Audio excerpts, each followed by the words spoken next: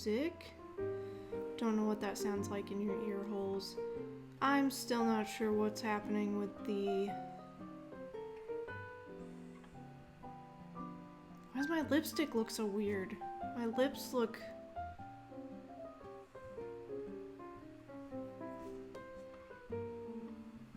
weird. Oh well. I'm just gonna have to get Keegan to look at this. I'm gonna write a note for myself.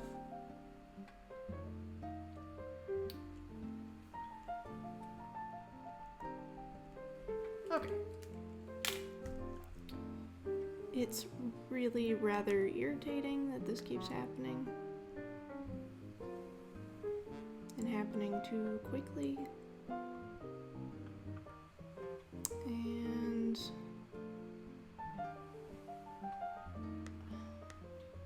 I don't know why those in particular. It's weird. Anyways, good morning. Happy Wednesday.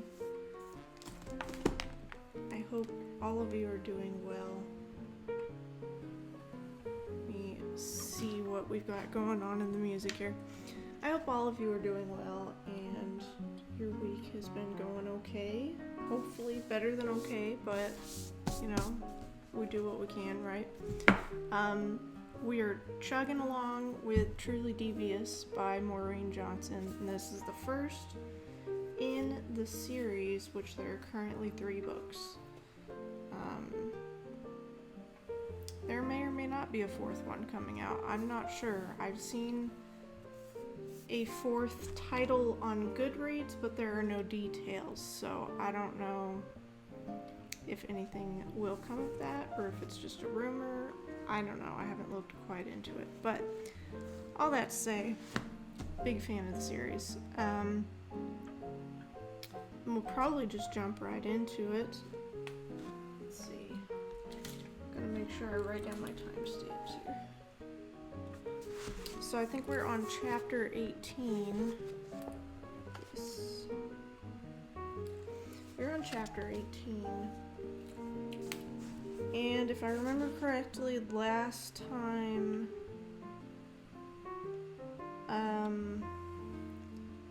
so David and Stevie made out. Hayes died. That's a pretty big thing that happened. So Hayes died. Stevie was kind of in shock, and she and David made a move on each other. And then we had a flashback to an interview with, what was her name? Flora Robinson. Iris Ellingham's best friend, basically. An FBI interview. And that's where we left off.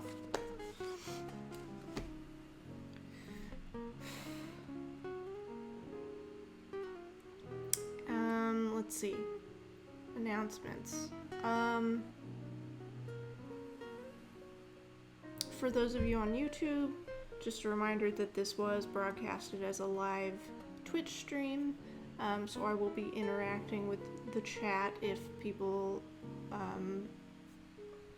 put something in chat. So if you guys want to skip the blabbering between chapters, there is, in the description box below, there should be timestamps that you can click on and go directly to each chapter. And I think that's about it. So, sorry, I feel like I have a cat hair in my nostril, which you don't want to know, but oh well. Okay, hopefully my audio levels are doing okay. I'm gonna turn it down a little bit. And we're gonna get started on chapter 18.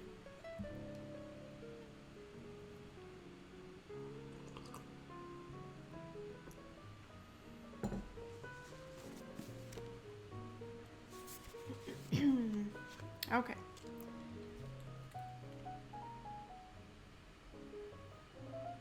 Chapter 18. The evidence was all over the floor, the paper clips and pin caps. A sunbeam illuminated a dent she'd made in the caseboard. The morning had come and brought reality with it.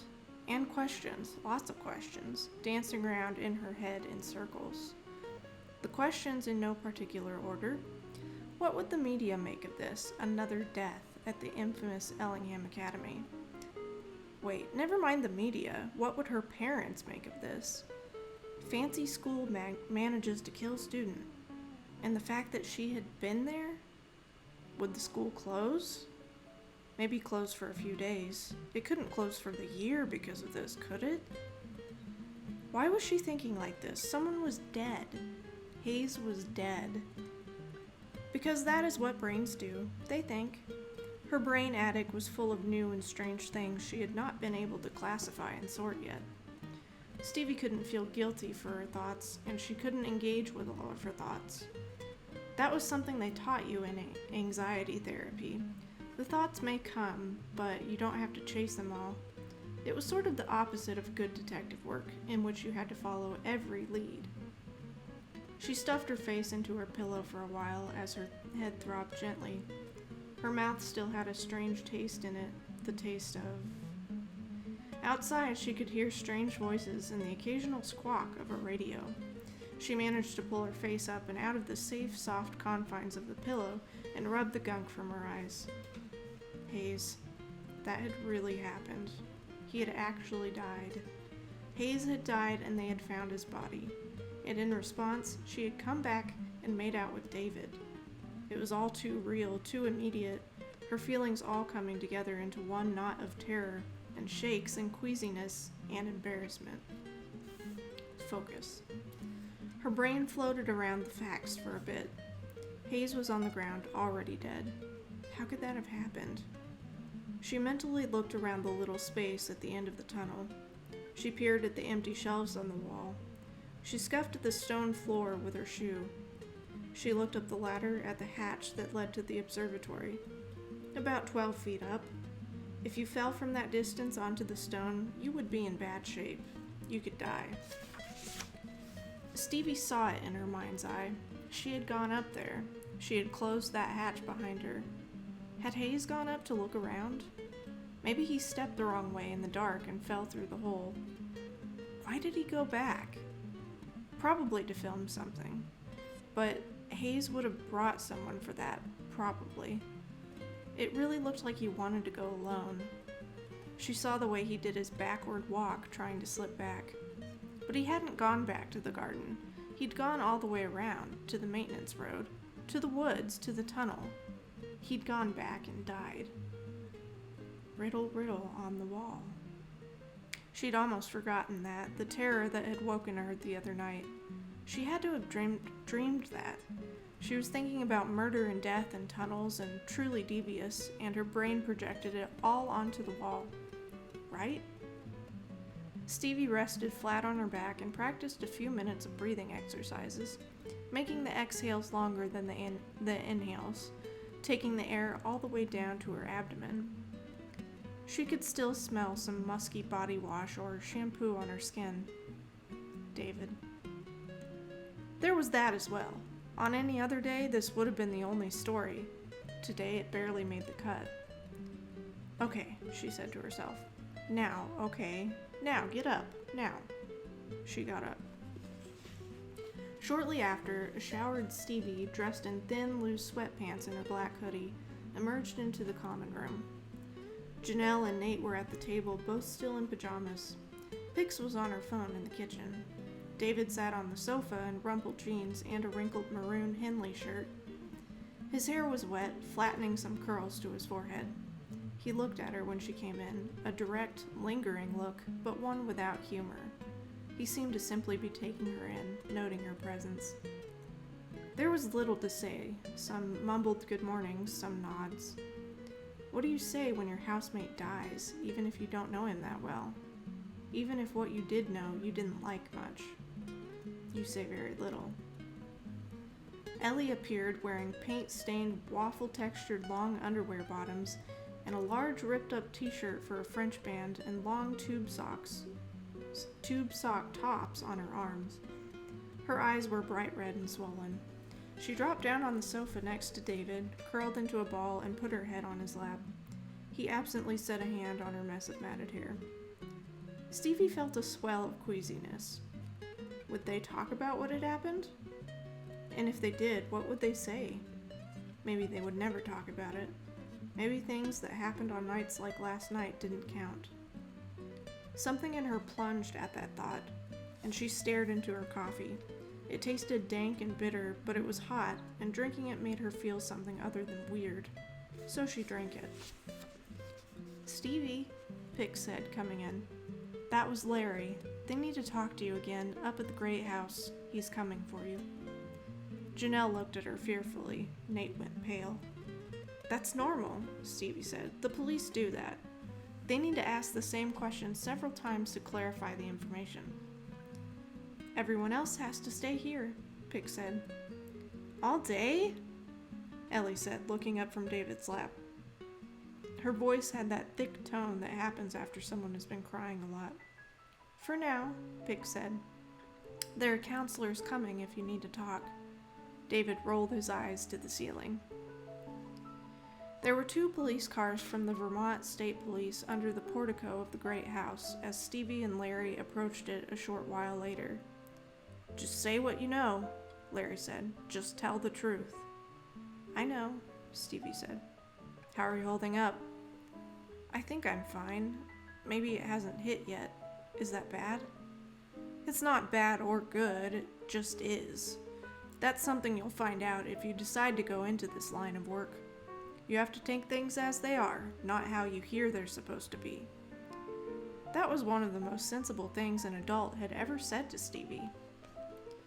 Once inside, Stevie thought she'd be going to the security room, but instead Larry took her to the massive oak door that led to Albert Ellingham's office. "In here?" she said. "That's where the detective is speaking to people," he said. "Just answer her questions, you'll be all right." A detective this time, not a uniformed officer. 2 leather chairs sat by the massive rose marble fireplace, the disturbing trophy rug spread between them. A petite woman in a gray suit sat in one of these chairs, writing in a small notebook. "Stephanie," she said, consulting the book. "My name is Detective Adjutor. Come sit down." Stevie sat down in the opposite chair, one of Albert Ellingham's personal chairs. Even though it was very old, the leather was still in fine condition, and it had an easy, comfortable give. This is where he sat, running his empire, thinking of his lost wife and daughter. Detective Adjutor was a carefully curated palette of neutrals. She had long, elegant hands. Her dark hair was swept tight across her head into a bun, not a single strand out of place. Stevie had most admired her shoes, which were utterly nondescript black flats. There was a studied stillness to her face. Never give anything away. Stevie needed to master this look. This was what a detective looked like. "I'm just going to record this," she said, putting a digital recorder down on the small Art Deco table between them. "Interview between Stephanie Bell and Detective Fatima Adjutor, Sunday, September 10th, 9:45 a.m. Now, Stephanie or Stevie?" "Stevie." "Stevie, you were involved in the filming of video that was about the Ellingham kidnapping. Whose idea was the video?" "Hayes's." "How did you get involved?" "He came and he asked me to help him make it." "And why did he ask you?" the detective said. "Because I know a lot about it." "About the Ellingham kidnappings, you mean?" The detective clarified. Stevie nodded and admonished herself internally. "You were supposed to be clear. It wasn't clear." "I know a lot about the Ellingham case. It's what I came here to study. The crime, the history of it." "So Hayes wanted to make a show about the Ellingham kidnappings, and he came to you because you know about it. And you asked Nathaniel because he's a writer?" "Hayes asked me to ask him," Stevie said. "So it sounds like Hayes was assembling a group of people, all with different areas of knowledge. There was also Maris Coombs, who has theater experience, and Patrick Deschelle, who studies film. And together the group of you put this project together. Correct, Stevie said. How did you access the tunnel? Stevie's heart lurched a bit. I opened the lock, she said. How did you open it? I picked it, Stevie said. The detective raised one of her well-groomed eyebrows, her only tell in this interview. You picked it, she clarified. That's right, Stevie said. There was no denying it. She picked a lock. Goodbye, Ellingham. It was fun while it lasted. How do you know how to pick a lock? YouTube? Stevie said, shrugging. The shrug was supposed to make it look like this was no big deal and just something that people did, but she wasn't sure how it came off. Any reason? No, it's easy. No, people do it. It's a thing, just a hobby. This did not sound good. Nothing to see here, I just pick locks for fun. Larry told me your interest is in law enforcement, the detective said. Yes, Stevie said. We usually don't pick locks. No, Stevie said, I know. Detective Adjutor scratched her ear for a moment, then moved on. When you were finished, did you all leave the tunnel together or in groups? Strange, she didn't ask about the hatch opening at all. Stevie's heart skipped and her brain glitched for a second. We left together, she said. Maris and Hayes, they stayed behind. Do you know what they were doing? I can guess, Stevie said. What is it you would guess they were doing? The detective said.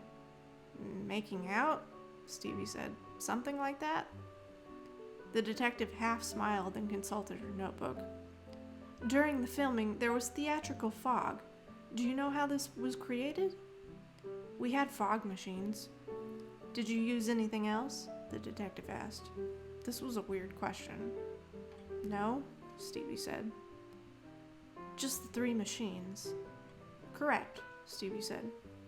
Seriously, why was she asking about fog machines? I think that's about it, Stevie, she said. Unless you can think of anything else that happened that was out of the ordinary. Stevie looked around her brain attic. There was, of course, the note on the wall, the note she probably imagined. You couldn't tell the police about stuff you thought you probably imagined. Except, could you? People did that in murder mysteries all the time, and it was always important. Nothing, Stevie said. Okay, interview complete at 10:20. She stopped the recording, and Stevie pulled herself out of the deep chair. What happened to Hayes? Stevie asked. The detective looked up at her. We have to wait for the coroner's report, she replied. No, Stevie said, her face flushing. Sure, sorry. She made her way to the door and had just put her hand on the sharply edged crystal knob when she had a thought. There was one thing, she said. Janelle's ID. Detective Adjutor looked up from her notebook. What's that? My friend Janelle, Stevie said. Someone took her ID to Minerva. When we went to yoga class on Thursday, she had it, but when she went to leave, it wasn't in her bag. Then the next day, it was on the path in front of our building. Why do you say someone took it? Couldn't she have lost it? It was clipped into the front pocket of her bag, Stevie said. I saw it myself. She tapped us into yoga and put it back in the front pocket. When we left class, it was gone. And then it just showed up Friday morning outside. What's Janelle's last name? Franklin, Stevie said. The detective wrote this in her notebook. Thanks, Stevie, she said, dismissing her. Why don't you head back to your house?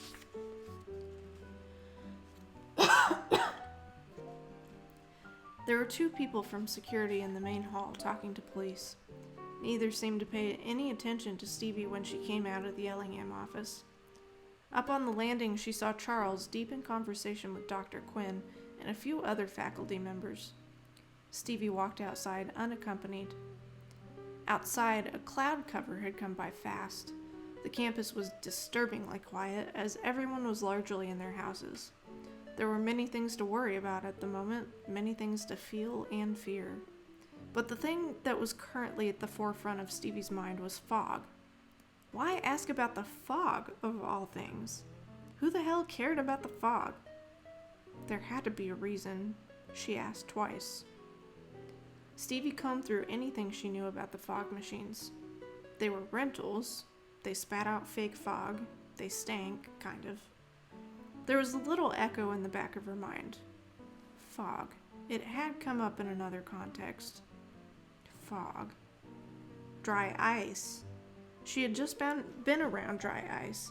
It was in the workshop when Janelle and Dash got into it about the poles, and Dash looked into the container with the dry ice and said that the fog machines were easier to work with. Stevie stopped halfway back to Minerva and pulled out her phone and Googled dry ice, paging through the various search results until she landed on one that also contained the words safety hazard. Dry ice is solidified carbon dioxide. Not normally dangerous, but caution should be used in handling. Sublimates into carbon dioxide. Must be used in ventilated spaces or else there is danger of hypercapnia as carbon dioxide displaces oxygen, especially in low-lying structures such as basements due to its weight. This can lead to unconsciousness and death, which can be rapid. Stevie swallowed hard. The dry ice was in the workshop. Janelle's pass was taken. Janelle's pass opened the workshop. She was supposed to go home. She'd already broken enough rules. She should go back to Minerva. So why was she turning away from Minerva and heading back toward the workshop area? Her pass wouldn't let her in. What did she even think she would find? Her every instinct pressed her on, though. "I'll check the records," she heard Larry say. He and Detective Adjutor were coming up behind her. Stevie had just enough time to duck behind a golf cart. "You have times in and out?" the detective asked. "Yeah, the system records both. Hang on." Larry put his phone to his ear. "Jerry, I need you to pull up a record for me. The name is Janelle Franklin. I need to know the tags on her pass on Thursday evening." Stevie trailed behind them at a distance as they walked to the workshop. There was a pause as Larry got his own access card out and opened the door. Once they were inside, Stevie would lose track of this conversation, and losing track of this conversation seemed like a terrible idea. That dreamlike feeling took over her again, and she found herself creeping low toward the door, catching it before it closed. She held it open with her finger to give them a chance to move farther into the room. She pushed it open a bit more and found that they were already on the other side of the room, looking at the blue dry ice bin. Was she doing this? She was doing this. She pushed the door open farther and crept inside, moving behind a standing rack of yard implements. "Jesus," she heard Larry say. "This thing was full. How the hell—" "Yeah, Jerry, okay. Here we go. Into the art barn at 1650. Then nothing until 1:12 the next morning. Taps in here to the workshop. Yeah." He tucked the phone away. "So, according to Stephanie Bell," the detective said, "Janelle Franklin's ID goes missing during a yoga class." "I'll check that against her schedule, but they have yoga classes in the art barn. That checks out to me. So someone takes the pass and uses it to come in here at 1 in the morning. We'll need to take it and print it. This adding up to you? He comes in here, takes..." This was when Stevie's phone started ringing. Larry and the detective looked over at the same time. There was no point in trying to stay concealed. Stevie stood up. "Hey," she said. She took a moment and glanced at the phone. The screen read, "Parents." End of chapter 18, and really need a drink.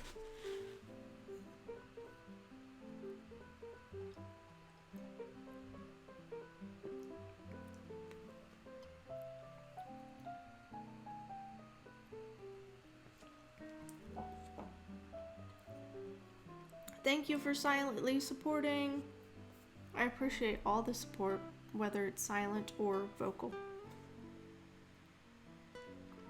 Anxiety training? I can train to have more anxiety. Rad. Not sure if that's quite what they meant. One Knot of Terror, this book including so many of us.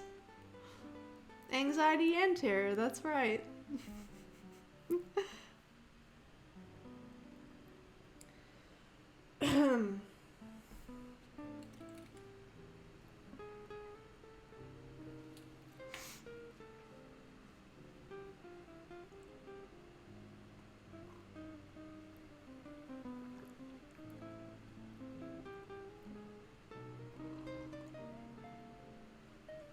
Brad.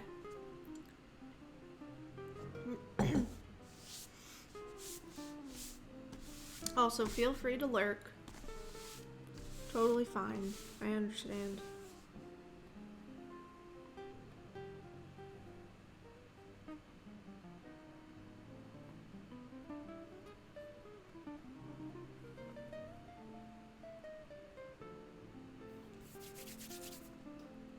Okay, shall we continue on to chapter 19?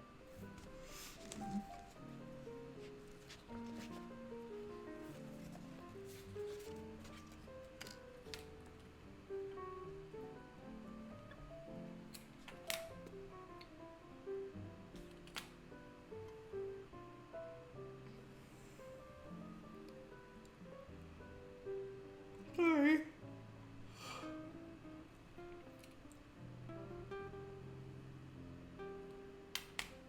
Okay, chapter 19. It was a slightly less kindly Larry who escorted Stevie away from the workshop. I know, she said.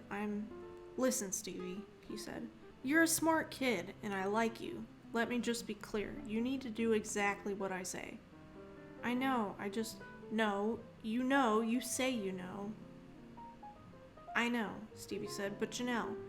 So now you're going to stay here, he said, in the security office, and you're not going to talk to anyone until I say so, okay? Her phone started ringing again. Who is that? He said. She held it up. Again, it said parents.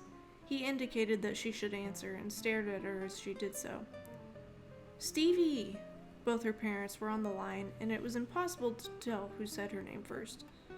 The school just called us, her mom said. We're coming to get you. Stevie dragged a hand over her face. I'm fine, Stevie said. Stevie, someone died. Yeah, I know, Stevie said. So we're coming up and you're coming home, her dad said.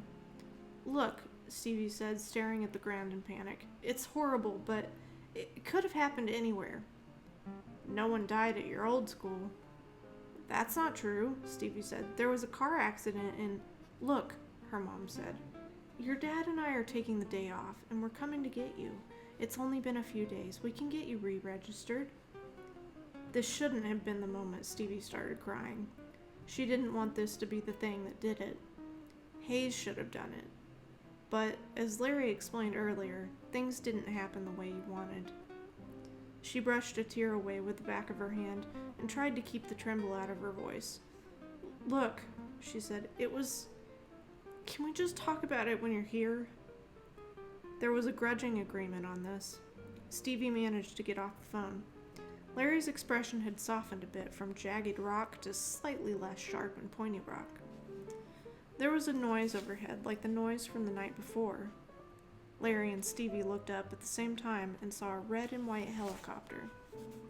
Press, he said. It's out. They'll be at the gates. He exhaled loudly and started walking fast. Come on, he said. I've got to get you back to Minerva and then handle this. I lost my mind for a minute, she said. I was scared for Janelle. But I won't. I promise I'll go right back and I won't stop on Go or collect $200 or anything. I'm sorry. You can do what you need to. You can trust me. Larry regarded her for a moment. All right, he said. But if I find out otherwise, you're burnt with me, and I can check. She turned to walk off to prove her word, but Larry called her back. Take care of yourself, Stevie, he said. Go be with your friends. Even if you didn't like the guy, this is no time to be alone. Who said I didn't like the guy? Stevie asked. 20 years with the state police. I was a detective. You get a knack for these things. You were a detective? Stevie said. Seriously? 15 years on homicide. Why did you stop? Stevie asked. Because I opened too many doors and saw too many terrible things, he said quietly. And some of those things never leave you. Every police detective has something they carry with them, something they see when they're trying to go to sleep at night. 20 years is plenty. I know you're interested in being a detective, but don't play at being one. Do you understand? No sneaking around behind the police. I know, she said. We understand each other? Yeah, Stevie said. I think we do. Stevie returned to Minerva, feeling numb. Her parents would definitely be a problem, and going home was a real possibility if Ellingham didn't kick her out first. She looked at her building in a new light as she approached the big blue door. Maybe she was never meant to be here very long. Mistakes got made all the time. Fate had plans. No.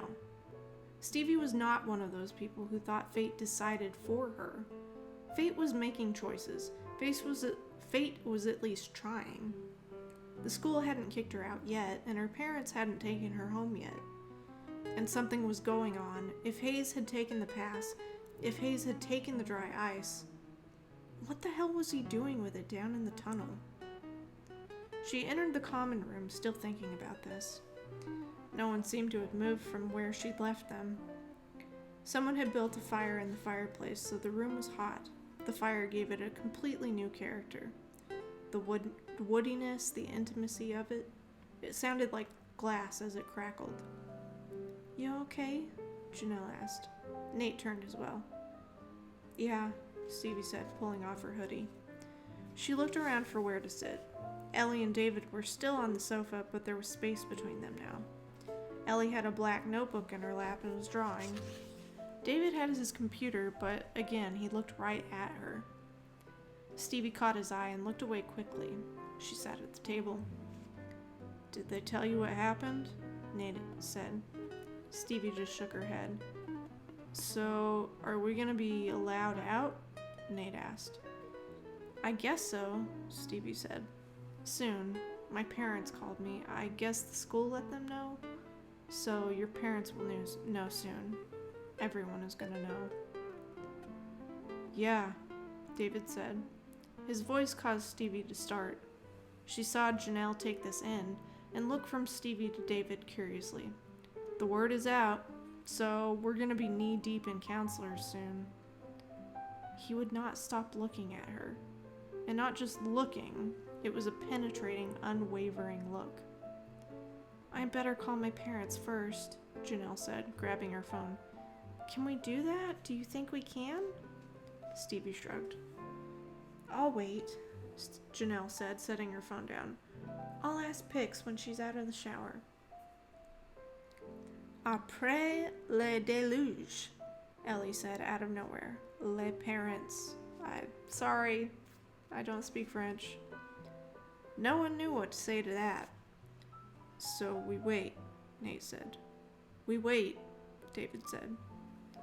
Stevie became very conscious of where David was in the room. Yes, it was just kissing last night, but it was a lot of kissing. It was a lot of rolling. What did you say to someone you'd rolled all over? Ellie stood up suddenly and stomped off to her room. Then there were four, sitting in awkward silence until the knock at the door. It was Larry with a uniformed officer. Janelle, Larry said, can you get your pass and come with us for a moment? Janelle's eyes went wide, but she got up instantly and went to her room for the pass, then stepped out the door. Why do they want Janelle's pass? David asked Stevie. Because someone took it on Thursday, she said, watching the door. So? Stevie said no more. David got up and sat next to her at the table. You have no idea? He said. I can't say anything, she replied. So you have some idea. Nate observed this silently. Pix came downstairs. Was someone just at the door? She asked. The police just took Janelle and her pass outside, David said, for no reason Stevie can say. I'm not being a dick, Stevie said. I just can't. Pix hurried to the door and stepped outside. The atmosphere in the room continued to thicken. Stevie looked at David's hand on the table. He had long fingers. Those fingers had run over her hair last night and other places. His hands were strong, much stronger than they looked. She gave him a sideways glance. His eyebrows were thick and very expressive. They rose when he was playful, arched when he was being a jerk, and now were flat. He was watchful. She had a strange desire to sit in his lap, to pull his face closer to hers, to kiss him again right here by the fire and in front of Nate in the Moosehead. Where had that thought come from? It just shot through her brain like a rabbit across a road. David pushed his chair back and went down the hall to Ellie's room, leaving Nate and Stevie. So, Nate said. Yeah, Stevie replied. Are you really okay? She nodded. Because you seem freaked out. It's okay to be freaked out. I was freaked out last night, and today I'm not as freaked out, so it's your turn, if you want. I always wanted to be around for a death, Stevie said. You know, I'm into this stuff, and now I am around death. I feel bad for saying I wanted that, but She shook her head. You're interested, he said. I saw how you looked when Larry came and said the police wanted to talk to you. Is that bad? No, he said. This just happened. We were here when it happened. He dug his nail into the grain of wood. Thanks, she said. For what? I just think you get me, she said. I do, he said, shrugging. We have a limited emotional vocabulary. We're indoor kids. The door opened again, and Janelle returned and sat next to Stevie, leaning her head into Stevie's shoulder. They're taking my pass, she said. And they're going to go up to Hayes' room to look around. I don't know why they want my pass. I didn't do anything. Stevie put her hand on her friend's head. It was an unfamiliar feeling, this warm head on her shoulder. Janelle just trusting her and leaning on her. Nate reaching out. And David, the person she'd just been closest to, being meaningfully silent. End of chapter 19.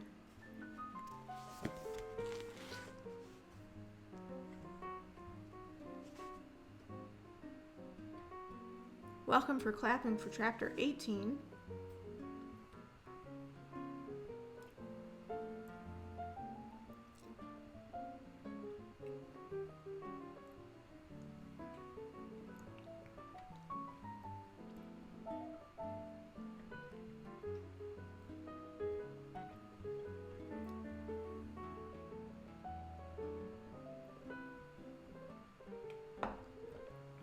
And the picture went away again.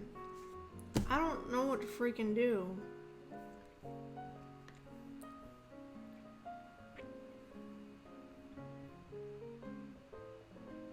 I'm just gonna have to ask Keegan about it, because I really don't know at this point.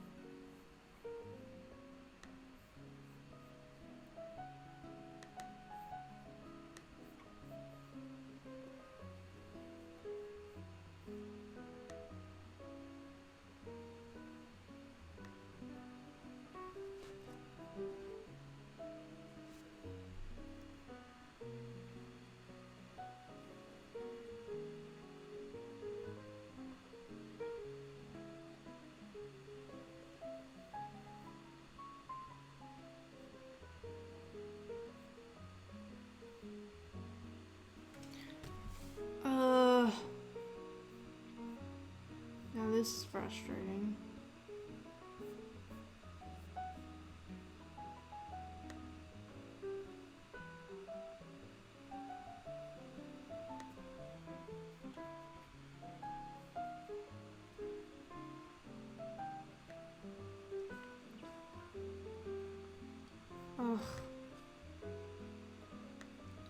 honestly don't understand this computer. But it's also not mine, so...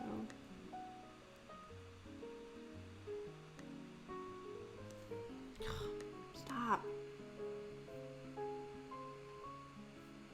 Oh, now what did you do?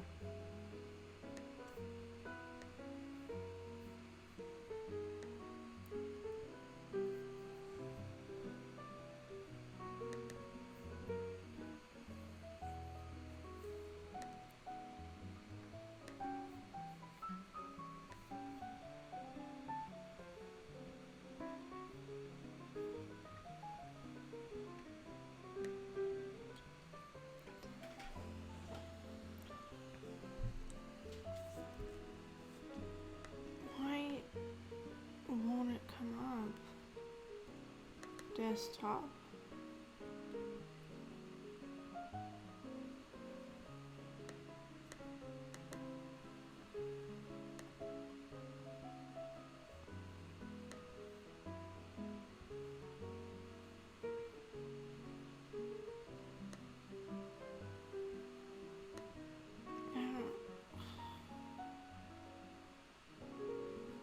Oh.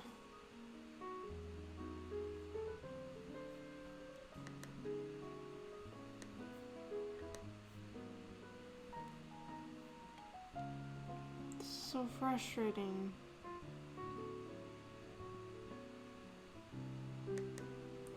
I don't know.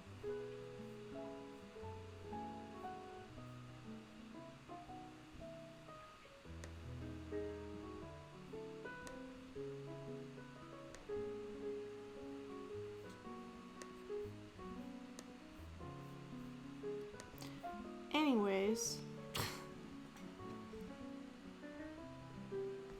let's see, what time, I believe there's another stream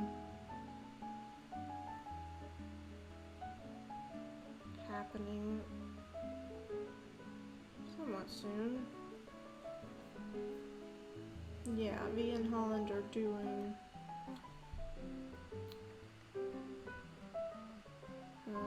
their best Wednesday, and I don't know if that's in 1 hour or 2 hours. So I can't remember. I guess this is my time, so it'll be at 2. But I want to make sure not to encroach on their time.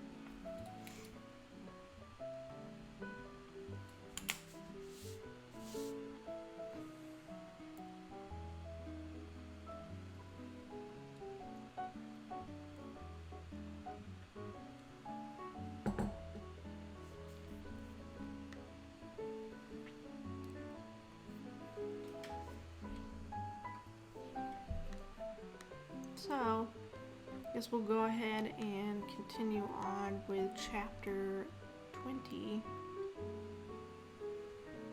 Clappies for chappies. Welcome for clapping. Thank you for clapping.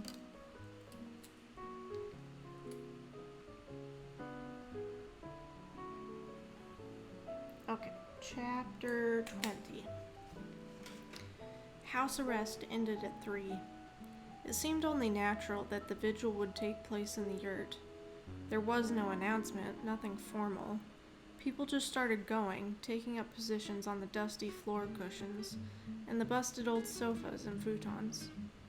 The atmosphere was confused with an electric quality. Everyone was talking, but quietly, all at once in a low, constant sound. People brought food. There were bags of chips and candy and all varieties of snacks circling the room. Stevie walked over with Janelle and Nate. Vi was waiting for them to arrive by the door of the yurt and threw her arms around Janelle's neck. They looked like a couple. As soon as she walked in, Stevie realized she was the subject of a lot of attention. People turned to look at her in the way they looked at Hayes shortly before. People knew. She had been the one who was there. Maris and Dash held court in a special area off to the back, on the largest sofa, with a small group sitting on cushions in front of them. Maris was all in black, tights, a form-fitting sweater with a gold belt. She looked like she was dressed as Catwoman. Dash was in his oversized shirt again and was huddled, his knees pulled up near his chest. Maris was crying a slow, steady dribble. As Stevie came in, she looked up and put up her arms. "Stevie," she said. "Nate."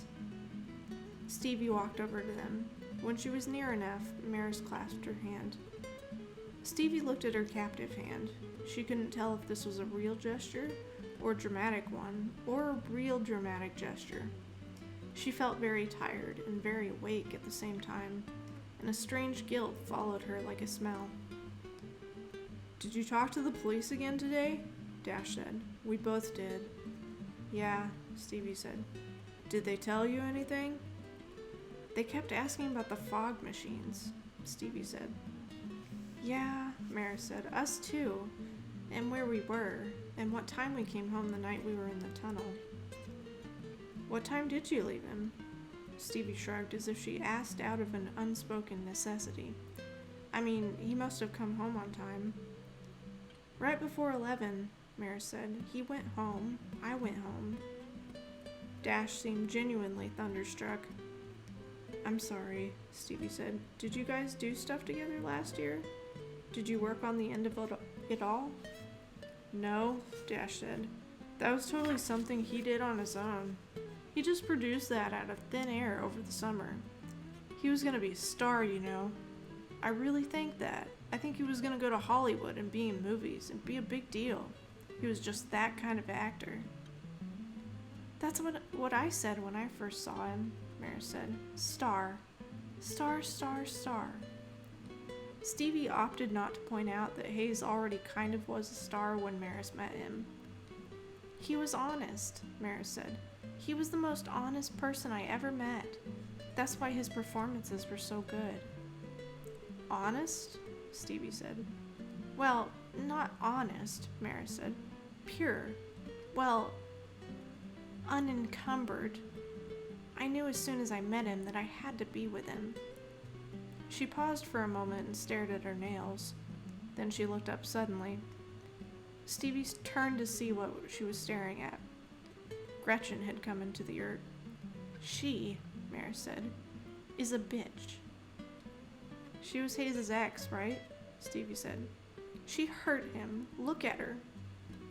Gretchen looked wrecked, actually. She was crying. "The Beth thing was just something Hayes was doing for the show," Maris went on. "I know what people are going to say, but it was all for the show." All for show. That phrase struck something that Stevie had been thinking about, but hadn't been able to put into words. Something about this whole thing seemed not staged, but there was some kind of element of show about it. They had been making a show, and the way Hayes turned and didn't want Maris to come with him. The big, dramatic looks. From across the room, Janelle waved Stevie over. She, Nate, and Vi were all hunkered over Nate's computer. David was there as well, having come to the yurt at some point. "Jermaine bad again," Nate said, turning the computer around so Stevie could see. Once again, the silent, all-seeing Jermaine Bat had a report, and this one included the missing dry ice. The news spread around the room as people turned to their phones to watch. "Dry ice?" Janelle said, her voice low. "Is that what happened? Is that what my past was about? Is that how Hayes died?" "How can you die from dry ice?" Nate said. "You can die from carbon dioxide poisoning," Janelle said. "If you were trapped in a small space with enough dry ice, it would displace the oxygen." "Did Hayes take a bunch of dry ice?" "It seems like that might be what happened," Stevie said. "I heard something about it when they took me up to the Great House." Janelle's brow furrowed. "He must have taken a lot," she said, "and that stuff is really heavy." The group descended into thoughtful silence for a bit. Vi rubbed Janelle's hand. "So what happens now?" Nate said. "I don't think I'm going to be here for much longer," Stevie replied. "You think they'll kick you out?" Vi said. "They won't," David said. He had come up behind them and crouched on the back of the sofa. They don't kick anyone out. I've tried. My parents could take me out of here, she replied. Why would they do that? Because they never wanted me to come. Why wouldn't your parents want you to come? Vi said. Because, Stevie replied, they like things that are normal. Ellingham is not normal. It's full of everything they worry about. Other people. They let me come because it's fancy and it's free, but they take any excuse to pull me back out. And I think someone dying counts as a pretty big excuse. So I'm not long for this fancy special world. It's back to the local Edward King headquarters for me, so I can sit around and listen to people who believe in aliens but not climate change. Oh my god, Vi said. Isn't there anything you can do? I have no idea. Maybe if I suddenly become a prom queen type. They like that. Maybe we'll all have to go, Nate said. Maybe the school will close. You guys, Janelle said. Come on, Hayes is dead. It doesn't mean we shouldn't talk about the school closing, Nate said. Stevie heard someone repeat, the school is closing, in the group next to them in a whisper. Life comes at you fast, and games of telephone even faster. The door to the yurt swung open, and Ellie strode inside. She wavered, obviously drunk, and held Ruta over her head. Hayes is dead, she said. Long live Hayes! She started squawking away. This announcement did not go over well in the room. Unlike that first night in the yurt, no one was very receptive to Ellie's arting. David slipped off the back of the sofa and went over to her and whispered in her ear. She jerked away and played more aggressively. He hooked his arm through hers and tried to lead her out, but she pulled away again. A few more art people got up from various corners and gathered around her. At first it appeared that they were trying to stop her, but then one of them started jumping up and down in a strange dance. Ellie did too. Then another joined in. David shrugged and left the group, returning to his perch. Maris, who at first was staring at this in horror, got up and started dancing with all her might, her arms swinging furiously. Oh my god, Janelle said over the noise. What's even happening right now? The bouquet, Nate said. This little dancing group in the middle sucked all the rest of the air and energy from the room and continued until another group entered. This was a less festive group consisting of Larry, Charles, Dr. Quinn, and 2 uniformed police officers. The room ground into quiet. Everyone, Larry said, holding up his hands. Ellie bleated once on Ruta. Element, Larry said. If you wouldn't mind. The saxophone was lowered. The police are going to need to speak to everyone for just a few minutes, Larry said. It's nothing to worry about. We just have to get a baseline of information about what happened here. So I'm going to have everyone move back to your houses. Dinner will be brought around to your houses, Charles said. And again, we have counselors on hand who can come to you. Anyone who needs help, just reply to the text I sent or speak to any faculty member. Ellingham shuffled back to their houses, now more nervous. Everyone gets to talk to a cop, David said as the Minerva group walked home. You get to talk to a cop, and you get to talk to a cop, and you... I'm not going to, Ellie said. Good luck with that, David replied. I don't have to, and I don't want to, she replied. This isn't a fascist state. I don't think that's what this is about, Nate said. It sounds like they're trying to find out what happened. And you're drunk, David said. Coffee before cops. She laughed and pushed him in the chest, catching him off guard and knocking him backward to the ground. Could a drunk person do that? She asked. Pretty sure that's a yes, he said, getting up and brushing himself off. Ellie staggered ahead a few steps. She was drunker than Stevie first realized. It was so hard to tell with Ellie. Come on, Janelle said to Stevie. Get her other arm. Janelle stepped ahead and expertly scooped Ellie by the crook of one arm and waited for Stevie to get the other. Let's go together, Janelle said. Can we go together? We can go together, Ellie said. Why not? Together. Together. Holding Ellie upright was becoming a challenge. You know, she said to Stevie, breathing hot wine breath into her face. He told me to get Ruta. He got it. He got it. Okay, Stevie said. He got art more than people knew. Okay. David strode along, hands deep in his pockets. Having been knocked over, he seemed content now to let Stevie and Janelle handle Ellie. Hey, Nate, Ellie said. You get it. You right. You get it. Sure, Nate said. You do what you see in your head. She tried to tap her head, but Janelle had a firm grip on her arm. Water, Janelle said. We need some water, and then some coffee, and a bath. How about a bath? A bath, Ellie said. You get it. You all get it. Except Stevie. Do you get it, Stevie? I get it, Stevie said, having no idea what Ellie was talking about. They managed to get Ellie inside without Pick seeing. Janelle ran a bath. Knowing that Ellie was not averse to bathing fully clothed, they put her in just as she was. Ellie grew quiet in the tub, sipping her coffee dutifully. She was in reasonable enough shape when the police came by in the next few hours. Janelle, Nate, and Stevie had already been through it. David was taken first. The questioning happened in his room and lasted about 10 minutes. What did they ask? Stevie said. Did I know anything about Hayes' plan? Did he say anything about the tunnel, about the dry ice? He didn't. I was here when Hayes was doing all of that, smoking a bowl with Ellie. I didn't say that, and I don't know if that's what she's going to say, but I guess we'll find out. Ellie was sober enough not to say that. She said that she and David were at home working together. The exhaustion of the day seemed to hit everyone at once after that. The Minerva residents slumped in the common room for a while.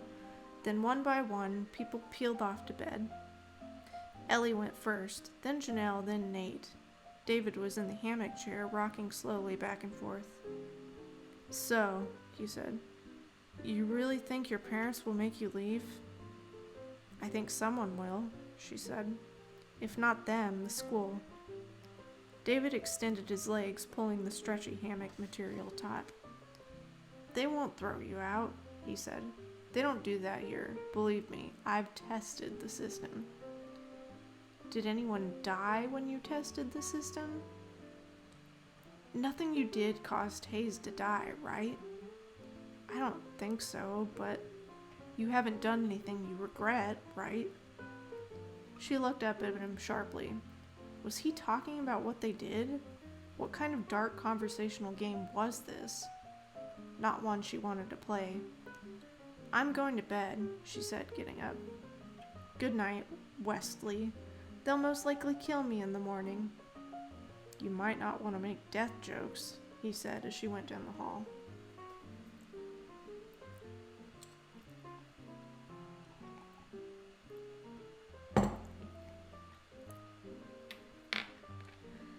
Federal Bureau of Investigation. Interview between Agent Samuel Arnold and Leonard Holmes Nair, April 17, 1936, 3:30 p.m. Location, Ellingham property. Mr. Nair, I need to ask you some more questions. That's all we seem to do around here. We just need to establish the facts. I understand you once taught an art lesson to the students. Please don't remind me. Why do you say that? That was the longest afternoon of my life, trying to explain Max Ernst to children. But that's one of the prices you pay for knowing Albert. He believes his children should learn from the best. Did you meet a student named Dolores Epstein that day? I have no idea. All children look the same to me. A photograph of Dolores Epstein is presented. Again, all children look the same to me.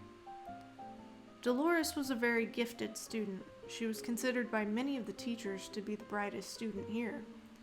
Mr. Nair takes another look at the photograph. Now that you say it, there was one that seemed more aware than the rest. She had a passable knowledge of Greek and Roman art. This could have been the one. She had curly hair like that. Yes, I think this was the one. Is that the one that vanished? Dolores Epstein was last seen on the afternoon of the 13th when she checked a book out of the library. Did you ever see her outside of your class? You see them all milling around. You know, Albert opened this place and said he was going to fill it with prodigies, but fully half of them are just his friends' children, and not the sharpest ones at that. The other half are probably all right. If I'm being fair, there were one or two others that showed a bit of spark. A boy and a girl, I forget their names. The two of them seemed to be a pair. The girl had hair like a raven, and the boy looked a bit like Byron. They were interested in poetry. They had a little light behind their eyes. The girl asked me about Dorothy Parker, which I took as a hopeful sign. I'm a friend of Dorothy's. A silver lighter is placed on the table. Do you recognize this, Mr. Nair? Oh, I've been looking for that. Mr. Nair attempts to take the lighter. He is prevented.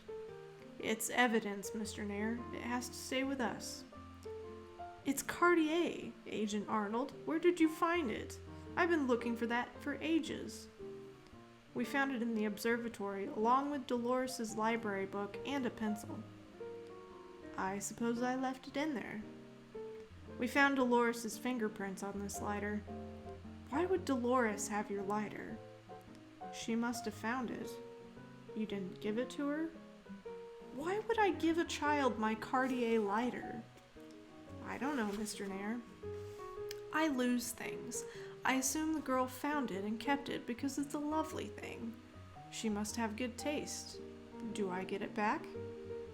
When it's no longer needed, Mr. Nair. Let me ask you something else. Why might Miss Robinson go into Mrs. Ellingham's private locked dressing room? Any number of reasons, I suppose. Those two are thick as thieves. Specifically, this was on the evening of the 13th when everybody in the house was looking for Miss Robinson. She did not respond to the many people calling for her and was found alone in the room where she had been for approximately 15 minutes. A strange thing to do during what was clearly a panic. I can't say why Flora does what she does. You are friends with Miss Robinson? Flora and I are friends, yes. Where did you meet? Oh, some speakeasy years ago. So you are saying that Flora Robinson did not tell you what she was doing in Iris Ellingham's room on Monday evening at the time the alarm was raised? She did not. She said nothing of the matter? Flora doesn't tell me every time she goes in or out of a room. And when did you first learn of the kidnappings? When Flora woke me on Tuesday morning, as you know, because I've gone through this 10 times or more.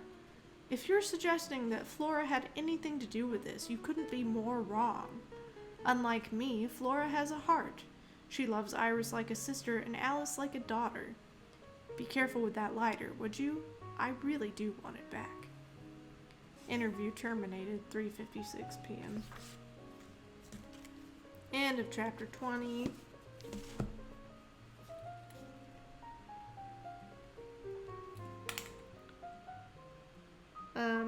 I'm going to take a short bathroom break, but I will leave you with some music, and I will be right back.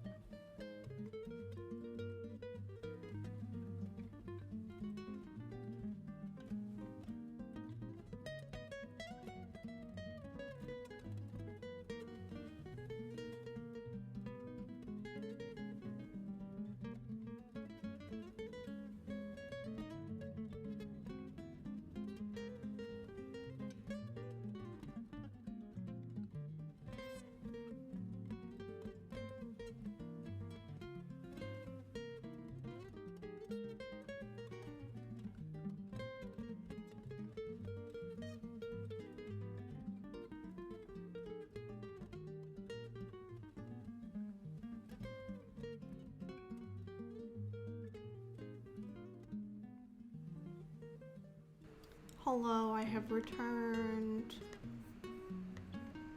Thank you for the be safe. Thank you for the claps. Welcome for clapping. I've got the air conditioning right on me in the kitchen here. So, I got a blankie.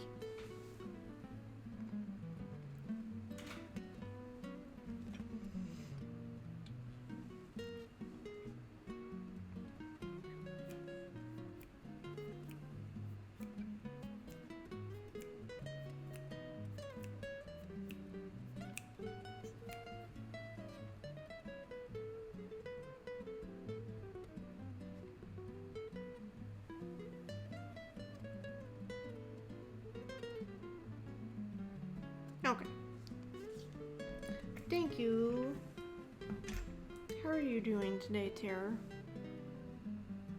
I hope your day's going well.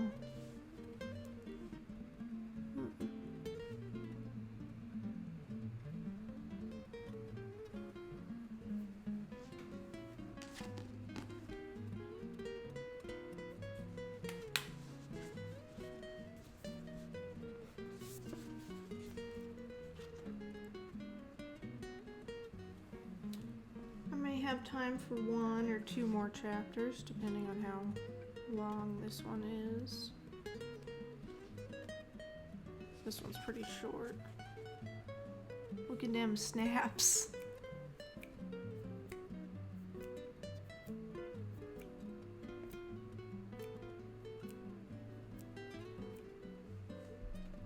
Okay, let's do chapter 21.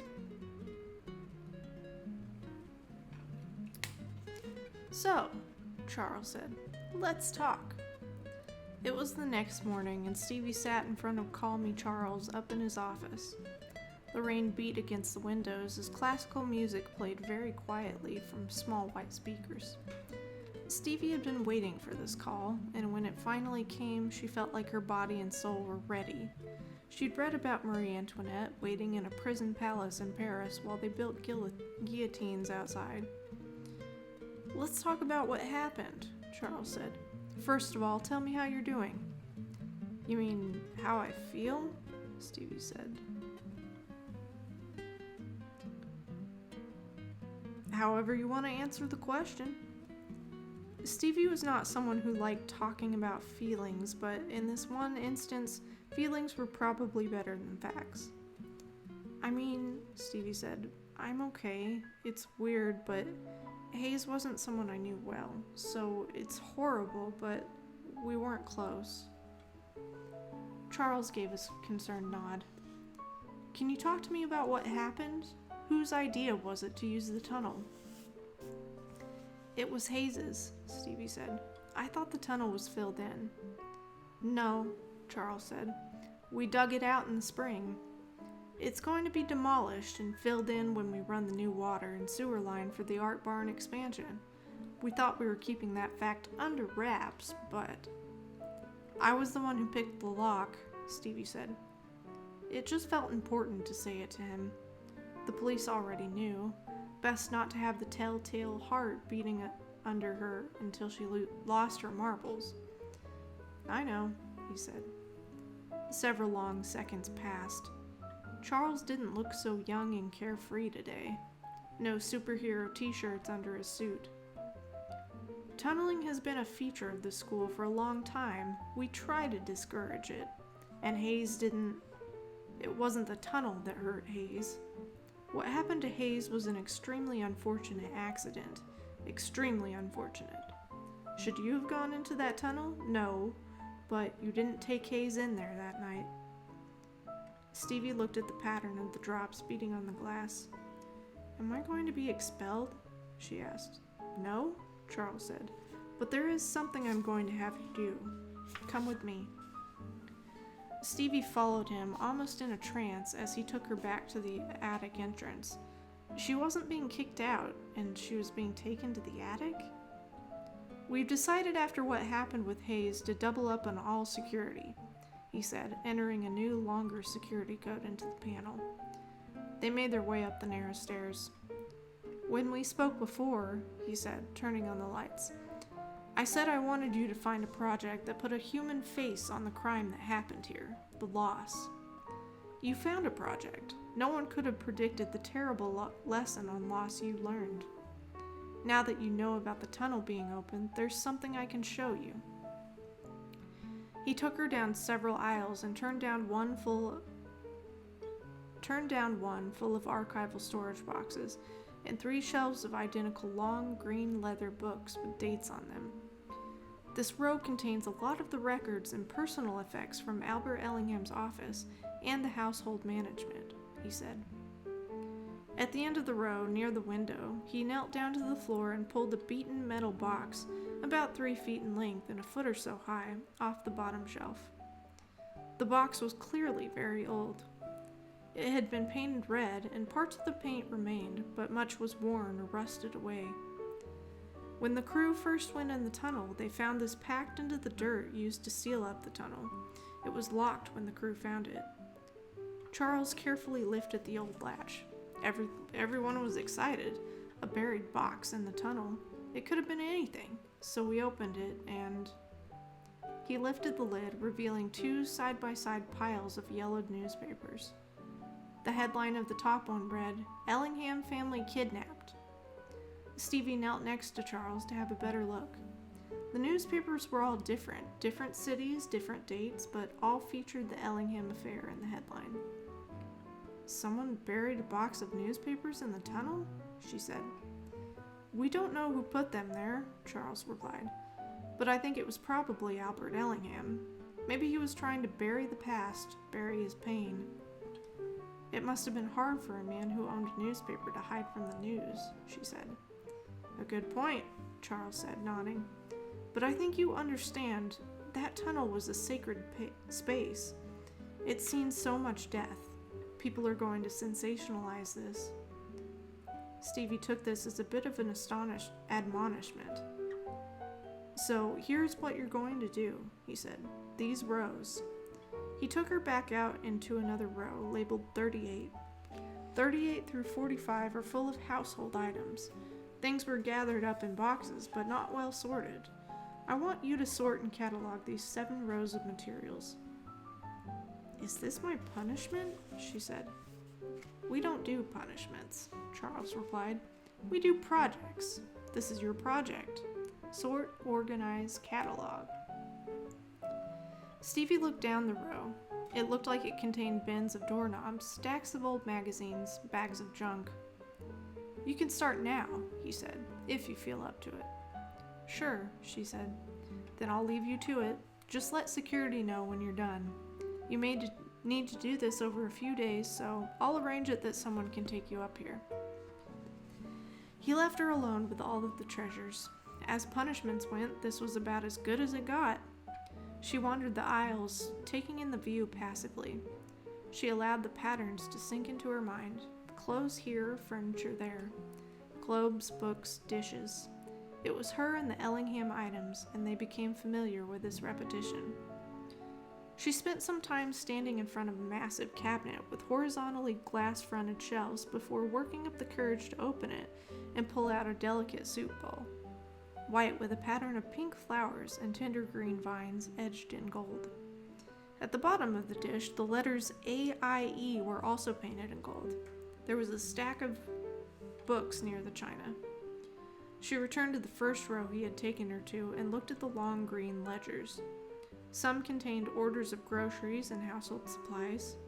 These people went through a lot of food on the weekends. Endless lemons and oranges and eggs and mint for drinks. Massive orders of cigarettes to be put in cigarette dispensers. Notes of dozens of smashed champagne glasses and orders of fresh ones. Floor wax for the scuffs in the ballroom. One book just contained household menus. Stevie paged through until she found April 13th, 1936. It was written in a neat, precise hand. Main table, creme de celery soup, filet of sole with sauce amandine, roast lamb, minted peas, asparagus hollandaise, potatoes lyonnaise, cold lemon souffle. April 14th was not as elaborate. No main table service, tray taken to office, sandwiches of cold chicken and ham salad, sliced celery and stuffed olives, lemon cake, coffee. Guest, Miss Flora Robinson, tray service. Clear soup, tea with milk, tomato juice, sandwiches of cold chicken salad, sliced celery, junket. Guest, Mr. Leonard Nair, tray service, scrambled eggs, coffee.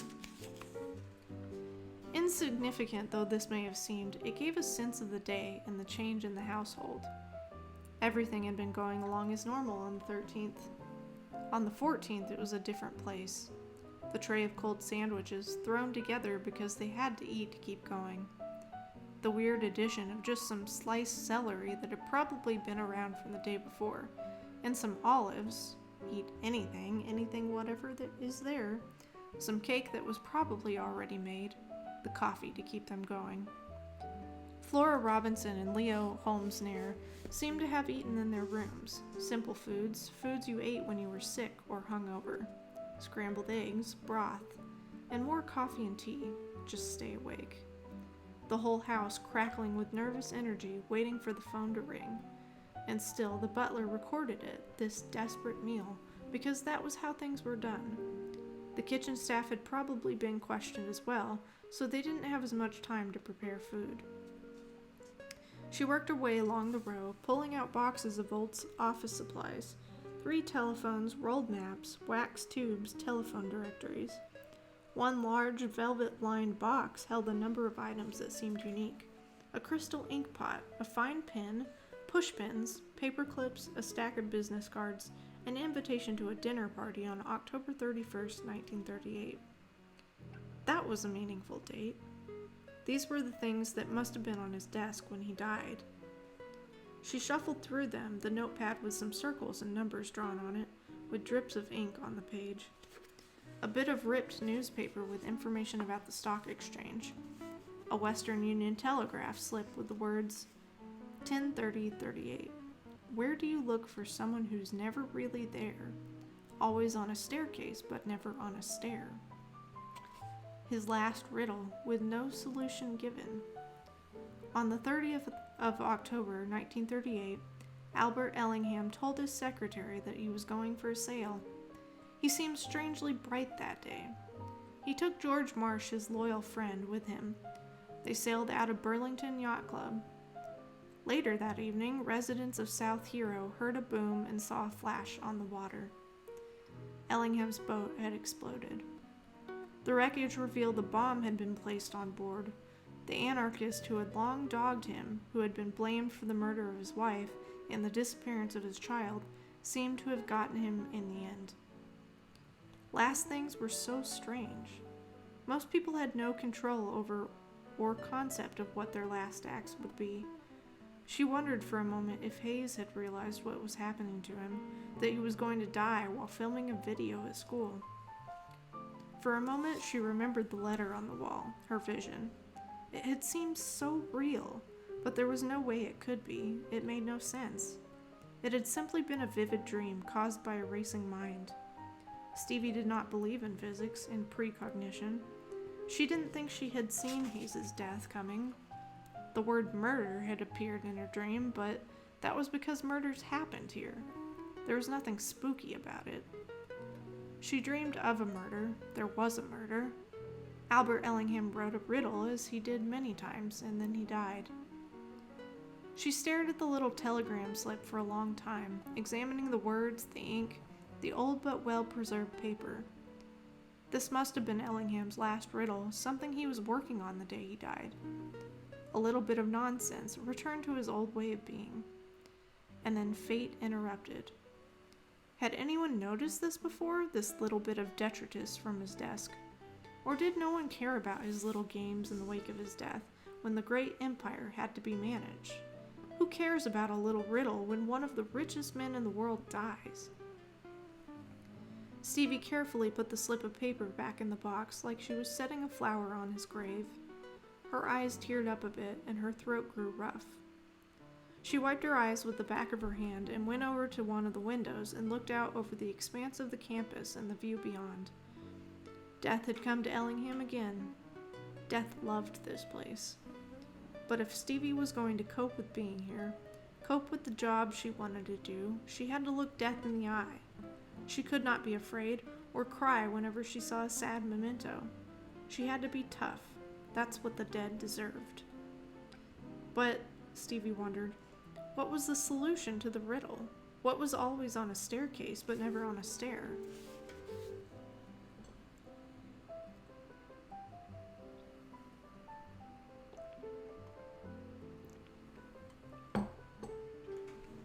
Federal Bureau of Investigation interview between Agent Samuel Arnold and George Marsh. April 17, 1936, 5:45 p.m. Location, Ellingham property. Thank you for taking the time to speak to me again. Whatever you need me for. This has been a difficult few days. I haven't slept in 2 nights. It doesn't matter. Iris and Alice are still out there. Can I have one of your cigarettes? Of course. Can I just go over your relationship to Albert Ellingham and the safety concerns in the past? You were with the New York Police Department when you met? That's right. I was a detective. We'd been working on an anarchist gang that was causing trouble. We found out that they were planning to bomb an important industrialist.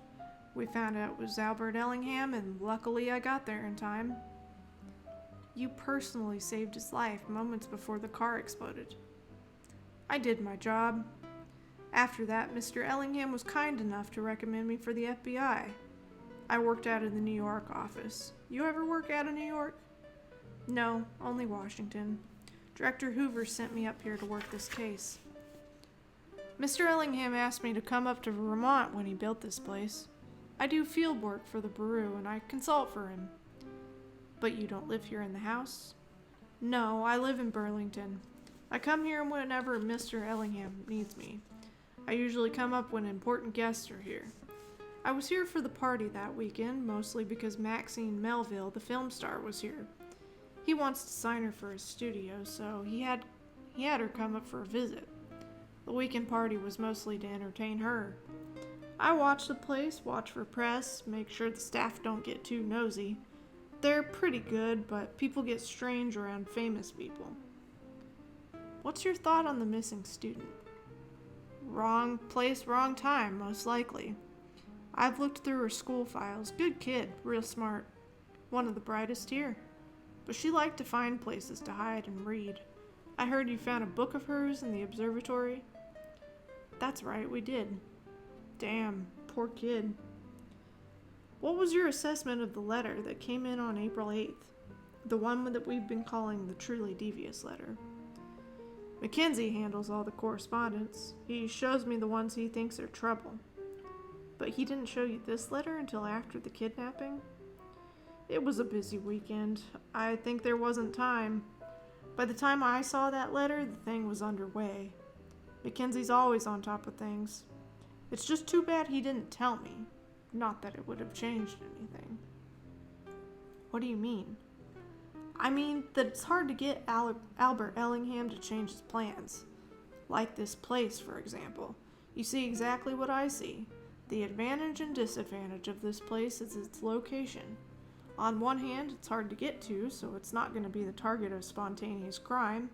You have to really make an effort to come here, and then you have to make a bigger effort to get away. But as we found out, the disadvantage is that there are many places to ambush and many ways to escape. Surely, as someone who foiled a bomb plot on Albert Ellingham once before, this occurred to you? It worried me to death. I talked about it with Albert. I suggest getting more men up here to guard the place. He said no. Why? His words, it's not conducive to playful learning. His words. So he went without the necessary security?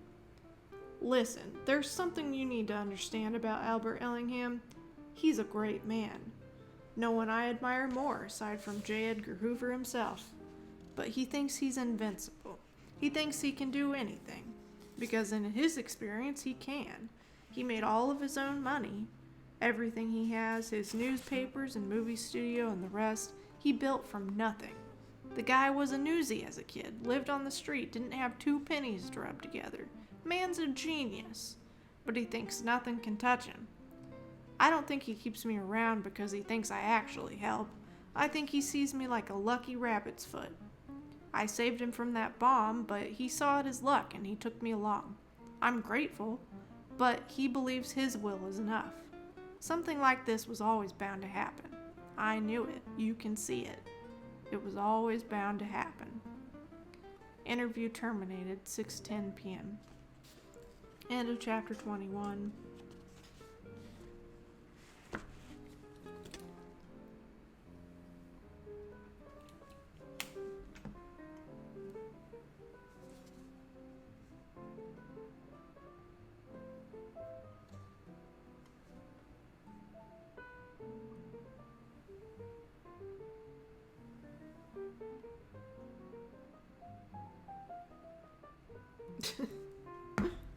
Sorry, I got a text from my cousin.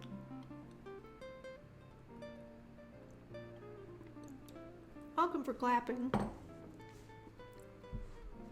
Oh, I'm sorry about the lag. I'm okay, hope you're well. I'm doing alright. We don't do punishments, we do projects. That sounds like creative punishments.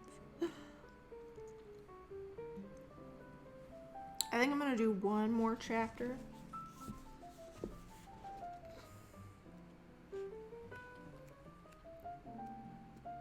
Yeah, it's pretty short, so I'll do one more chapter.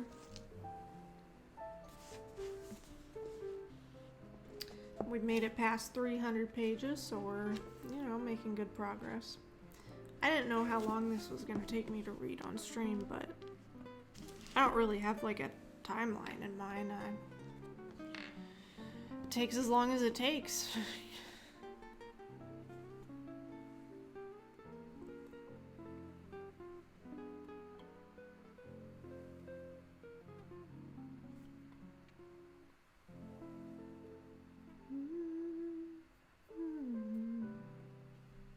Okay, let's see.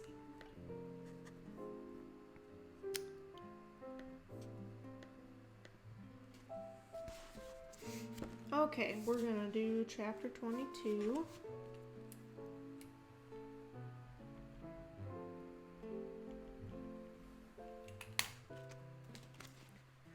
Bellingham coach system was back in effect the next day on a special schedule to allow students and parents to meet. There were 2 stops, the rest stop in Burlington. Stevie had arranged to meet her parents at the rest stop. She waited for the coach with a number of other people. To settle herself, she had her earbuds in and her podcast on. And she was settled until David sidled up next to her.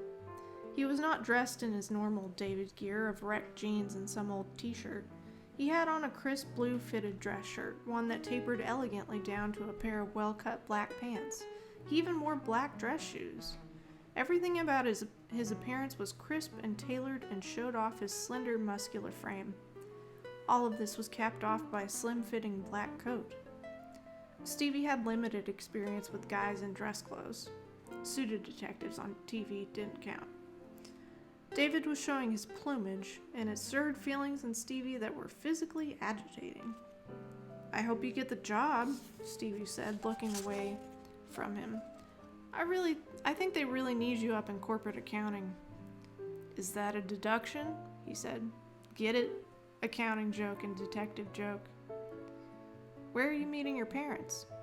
"I'm not," he said, pushing his hands deep in the pockets of his long black coat. "They are safely far away. I'm just getting the hell out of Dodge."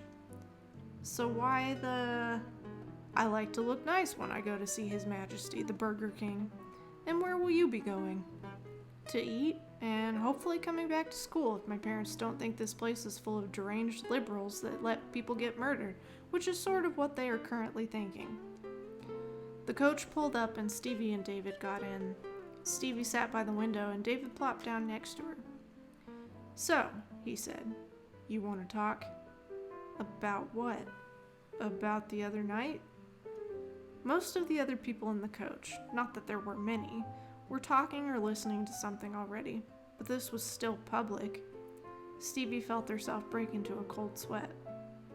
Is there a reason you're doing this? She asked. I just want to know. I like learning. That's why I'm an Ellingham student. Learning is fun. Learning is a game. How serious are they about the policy regarding using violent language with another student? She asked. Her palms were starting to sweat, and her forehead, and her feet? What the hell was that? Why was the human body such a jerk? Why did it flood you with hormones and sexy feelings and also flop sweat? Deadly, he said sternly. Look, she said, I have enough to worry about. My parents are probably going to pull me out of school tonight, so... Life finds a way, he said. Didn't you learn anything from Jurassic Park? He rested his head back and put a large set of over-ear headphones on and left Stevie to think that one over.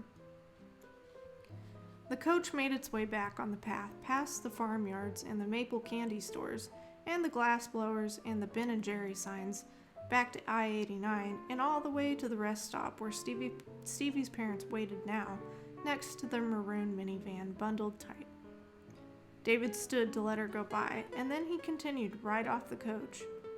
She thought he was just taking extreme steps to make room for her, but he remained off the coach and followed her right to her parents. I'm David, he said, extending his hands. David Eastman. Why was David introducing himself to her parents?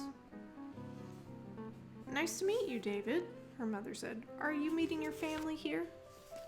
No, Stevie said I could maybe ride into Burlington with you, if that's no trouble. If it is, I can just catch the coach when it comes by again.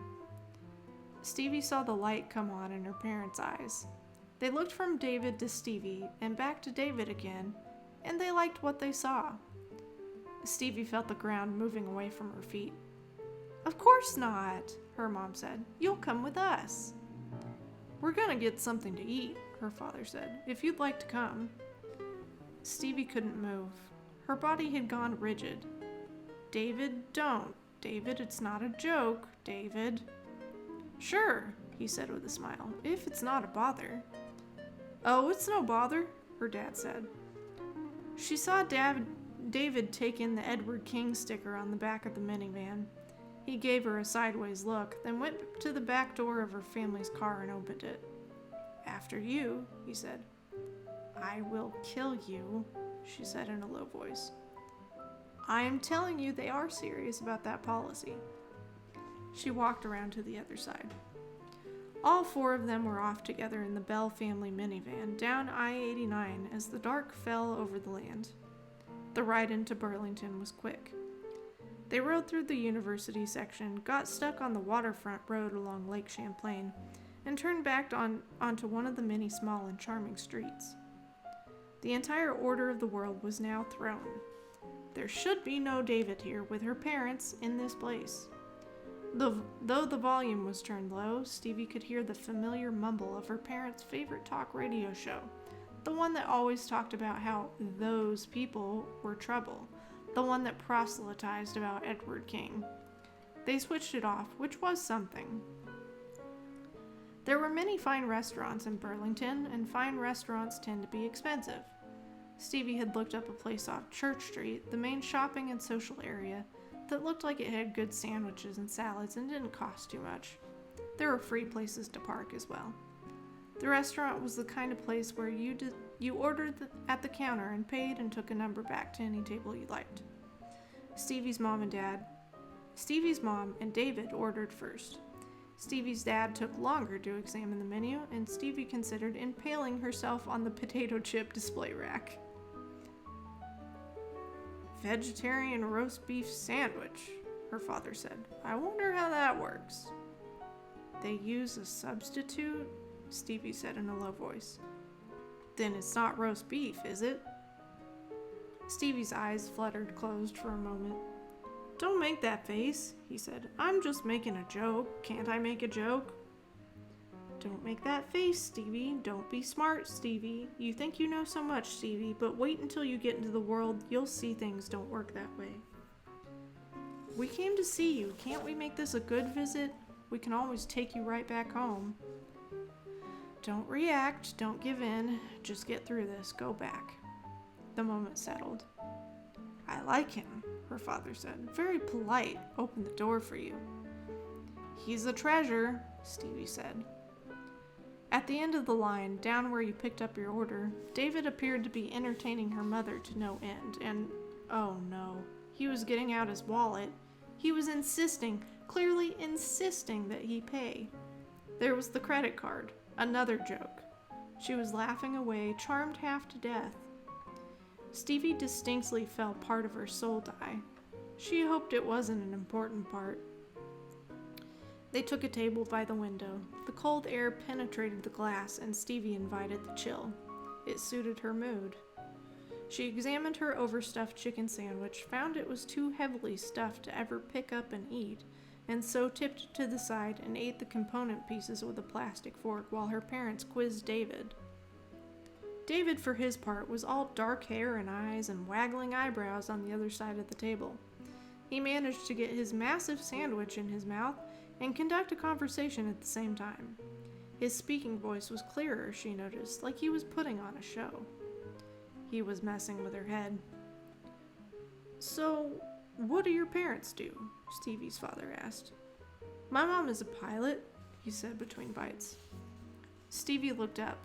David calmly ate a fry and then stacked the remainder into a Jenga pile. A pilot? Her father repeated. That's very impressive. Must be hard to have a family when you do that kind of job. What does your father do? Well, David said, breaking a fry in half and examining the fluffy insides. He runs a fertilizer plant. Stevie looked up at him sharply. Was he making fun of her parents? A pilot and someone who ran a crap plant? Stevie felt a wall of rage building inside her. She may not have agreed with her parents on things, but they were her parents, not for anyone else to taunt. Very impressive, her dad said. Her face was burning. She put her cup on her cheek for a second to cool her skin. So, her mother said, we need to talk about what happened. This is a pretty serious conversation we need to have with Stevie, David. Sure, David said. I had it with my parents, too. And what did they say? He leaned back in his chair with that ease that only guys are supposed to possess, and that David and Stevie intended to master. It's horrible, he said, but accidents happen. How did the school let this happen? Her mom said. That stuff should have been under lock and key. It was, Stevie said. He broke in. Couldn't have been that well locked up then, her dad said. Some people go to a lot of effort to get into locked places, David said with a long, steady look at Stevie. He stole someone's pass. He was famous, her mom said. The news is making him out to be a nice kid. That doesn't mean anything, David said. The news can't tell you what people are really like. That's the truth, Stevie's dad said. Stevie tensed. Please don't start. Stevie and I don't see eye to eye on some things, her dad went on, but the media. She felt her resolve slipping. Her eyes were going to roll back into her head, and she was going to exit via the window and escape.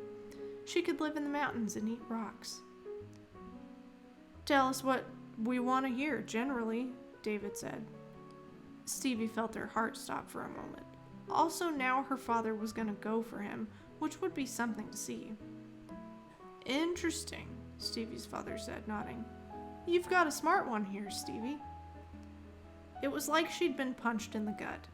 Stevie said stuff like that all the time and was told she was wrong. David said it once and he got a nod and a compliment. Oh, the magic of dudes. If only they bottled it. We got a call, Stevie, her dad said, picking a bit of tomato out of his sandwich.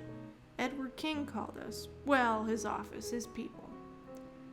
Edward King is our senator, her mom explained to David. He's a great man, but Stevie isn't a fan.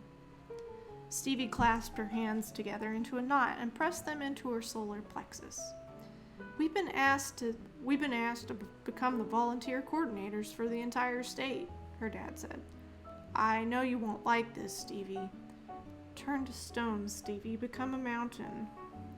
That's amazing, David said, slapping on a huge smile. Congratulations. Her parents were both looking at her. This was the test of fire. She could explode. That was her instinct. That mountain she had become was really a volcano, but if she could swallow it, if she could handle this, she would appear to be changed in a way they liked. And if she could do that, then maybe the door was not shut. Maybe, just maybe. It hurt. It genuinely hurt. The muscles of her face resisted. Her throat wanted to close, but she pushed. She forced herself into, if not a smile, then something that sort of resembled one. She pushed the air out of her lungs, up her throat, and out of her mouth. That's great, she said. 2 words. That's great. The worst 2 words she had ever uttered. Her parents looked at her. They looked at David in his dress shirt. This whole strange little drama had an effect, and she knew at that moment that they would let her stay. So why did it feel like she'd just lost the game? And to chapter 22.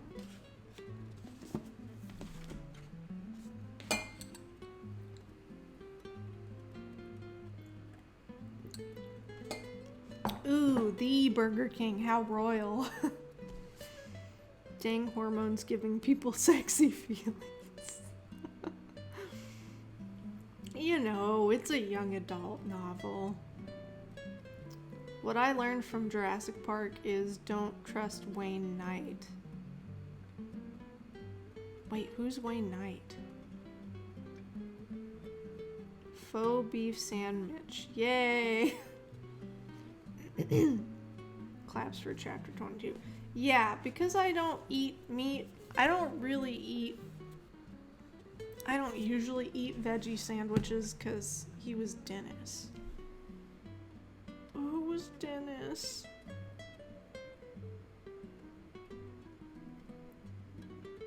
I see, if anything from our trivia last night was learned, I'm not good with names, apparently. The heavier set guy who did bad things. Okay. Not the older guy. Was he like a military type dude? I don't know. It's been a while since I watched Jurassic Park.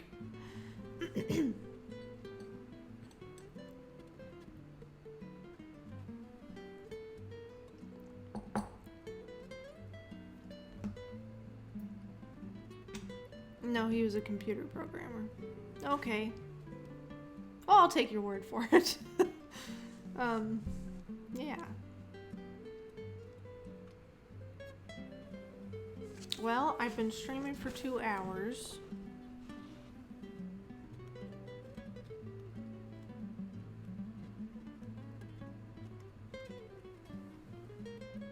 Yeah, I mean, my throat is getting a little tired and I'm hungry, so I think I will leave it there for now.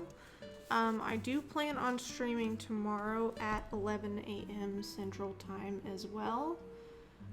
So we can get back to the book at that point. And then also I plan on streaming Friday at 11 a.m. I know it did not work out last week, but I have hope for this week. So, a computer programmer at Jurassic Park and the secondary antagonist of the original Jurassic Park film.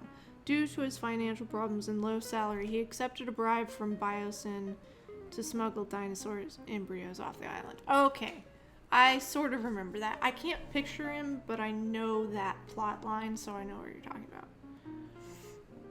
Anyways, okay. Well, thank you for being here, Terry. Thank you for lurking and also chatting and just being wonderful and, you know, a great mod.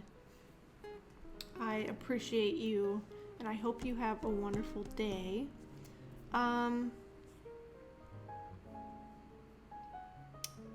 No problem for the stream. I hope it was somewhat enjoyable.